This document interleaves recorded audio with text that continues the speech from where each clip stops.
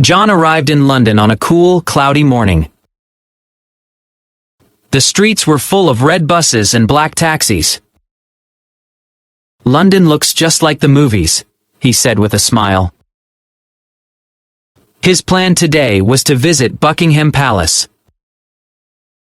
"I want to see the changing of the guard," he thought. He wore his favorite white shirt for the visit. "I should look nice in front of the palace," he laughed. As he walked through St. James's Park, birds sang softly. The grass was wet with morning dew. "It feels so peaceful here," John said. When he reached the palace gate, a crowd had already gathered. "Perfect timing," he said. "The ceremony's about to start." The royal guard stood in red uniforms with tall black hats. "They look so serious," John whispered. The sound of drums began to echo through the air. The crowd clapped and cheered. John raised his camera to take photos. As he leaned forward, he heard a small pop sound. "Oh no," he said, looking down. A button had fallen off his shirt. "Not now," he laughed quietly.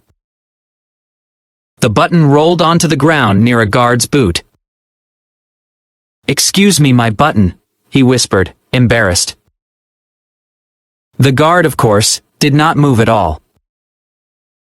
Right. They are not allowed to talk, John remembered. People nearby started to notice. A little boy pointed and said, "He lost his button." The crowd laughed softly. John bent down quickly and picked it up. "Crisis averted," he said with a smile. But when he stood up, his camera strap got caught on the fence. "Oh no, not again," he said. The camera swung and almost hit another tourist. Sorry, John apologized quickly. The tourist laughed. "You are having a rough morning, huh?" "You could say that," John smiled shyly. The guards continued marching perfectly in rhythm. "They do not even blink," John whispered. "Amazing." The band played a lively tune, and the crowd clapped again. John forgot his embarrassment and joined in the excitement. "This is so British," he said cheerfully. When the ceremony ended, people started leaving. John looked down at the button in his hand. "You caused quite a scene," he said, laughing. He stopped by a small souvenir shop nearby. "Do you sell sewing kits?" he asked. "Of course, love," said the shopkeeper with a smile. She handed him a tiny travel kit with needles and thread. John sat on a bench outside and started sewing. "Let us see if I remember how to do this," he said. It took a few tries, but he finally fixed the button. "Not bad," he said proudly. A pigeon landed beside him and looked at his shirt.